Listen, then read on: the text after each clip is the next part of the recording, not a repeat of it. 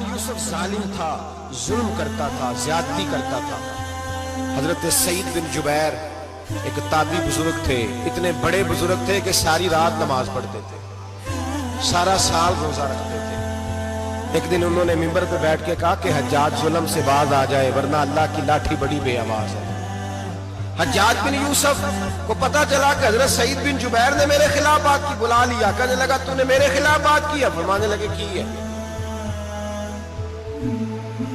کہنے لگا تجھے پتا ہے میں قتل کر دوں گا؟ آپ فرمانے لگے نہ تو زندگی کا مالک ہے نہ موت کا مالک ہے، تو کیسے قتل کر؟ کہنے لگا تجھے پتا ہے میرا؟ فرمایا میں نے تجھے نہیں، میں نے تو کئی شداد، کئی حماد، کئی قارون، کئی فرعون، کئی نمرود دیکھے، کئیوں کی داستانیں سنی، تو کون ہے؟ تو چھوٹا سا ہے۔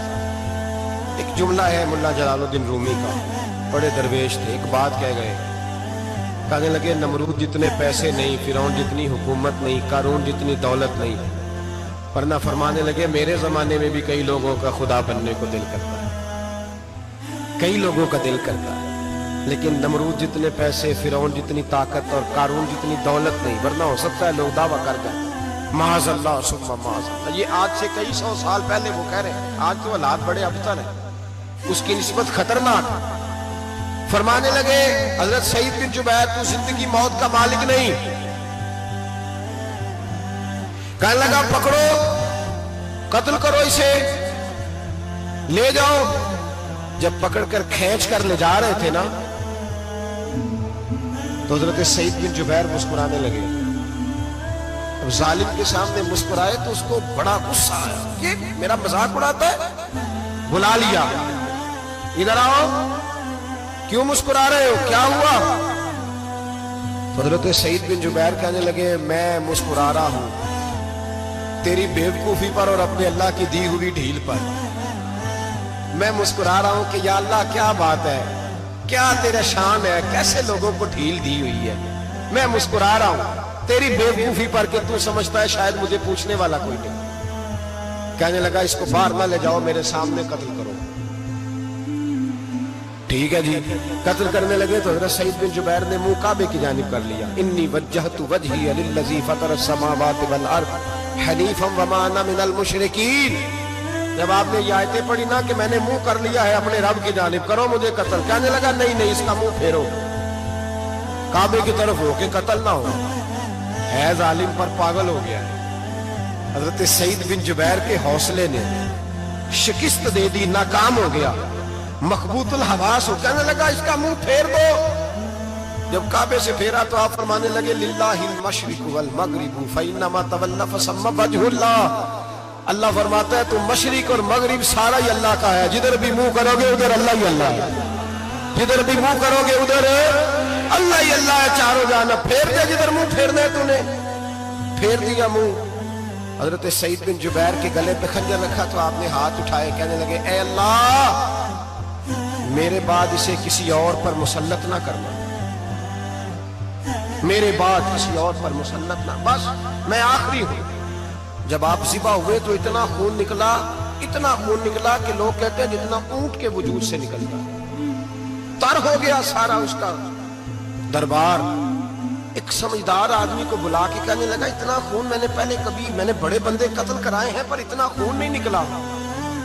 تو وہ کہنے لگے لوگ مر جاتے، مرتے وقت ڈر جاتے ہیں، سہم جاتے ہیں، خون سکڑ جاتا ہے، لگتا ہے یہ شخص جب دنیا سے گیا ہے تو ڈٹ کے گیا ہے، یہ ڈٹ کے گیا ہے دنیا سے۔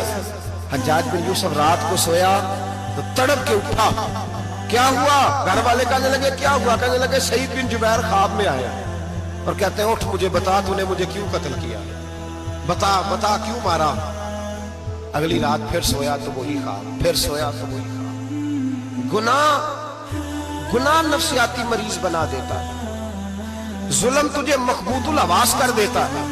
جب تو زیادتی کرتا ہے تو اللہ فرماتے ہیں کہ تو اللہ کو بھولتا ہے، اللہ تجھے اپنا آپ بھلا دیتا ہے، پھر تو بھول جاتا ہے، پھر تو سیدھے رستے پہ چلتا ہے پر بھٹک جاتا ہے، پھر تو صحیح رستوں کا تعین کر کے بھی گمراہ ہوتا ہے، پھر تو روز وہی گاڑی چلاتا ہے پر اب جب تو بریک لگاتا ہے تو نہیں لگتی۔ جب گناہوں کے ساتھ تو مخبوط الحواس ہوتا ہے تو روز وہ کاروبار کرتا ہے، لیکن جب تیرے گناہ تجھے گھیر لیتے ہیں پھر اسی کاروبار میں تو नुकसान उठाता है। हज्जाज बिन यूसुफ तड़पता है, रोता है, यहां तक कि बीमार हो गया। पेट में दर्द होती है, पता नहीं क्या हुआ, तकलीफ होती है, पता नहीं। सारे हकीम, तबीब, डॉक्टर, कोई ना समझ सका कि बीमारी क्या है। जो बीमारियां खुदाई होती हैं उनका लोगों को पता, जो आजमाइशें रब की जानिब से होती हैं वो डॉक्टरों के हत्थे नहीं चढ़ती। जो तकलीफें अल्लाह देता है उनका हकीम, तबीब इलाज नहीं कर पाते, मुश्किल। और शिफा उसी वक्त होती है जब अल्लाह देना चाहे, और जब रब भी देना ना चाहे तो बड़े बड़े डॉक्टर कहते हैं कि हमारे बस की बात नहीं रही।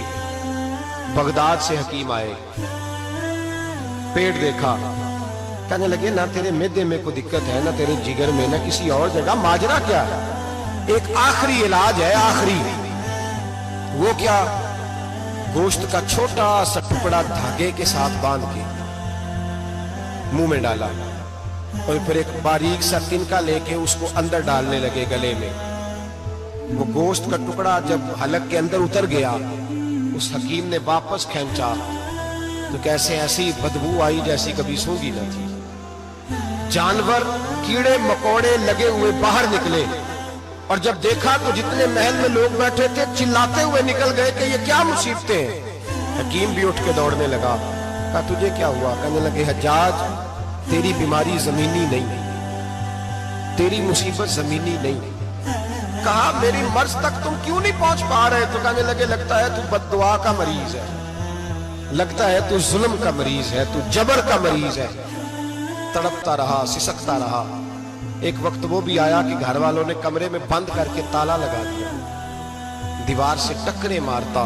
ओ भाई, जो गुनाहों के बीमार होते हैं उन्हें शिफा नहीं होती, जो जुल्म, जबर, बर्बरियत के बीमार होते हैं उन्हें सुकून कल्बी मुयस्सर नहीं आता।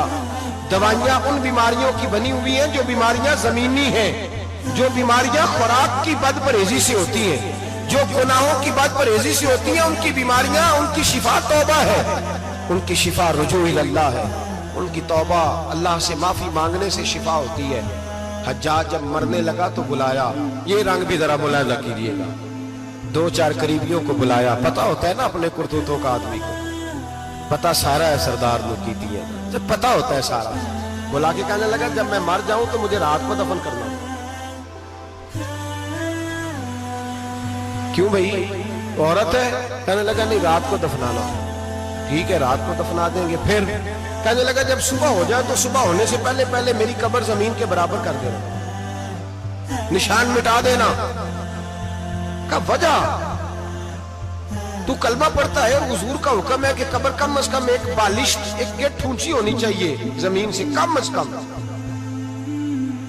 तो तू तेरी कब्र मिटा दे, वजह पता होता है अपने जुल्मों का। कहने लगा मुझे पता है, लोग मेरे मरने के बाद मेरी कब्र भी नहीं छोड़ते।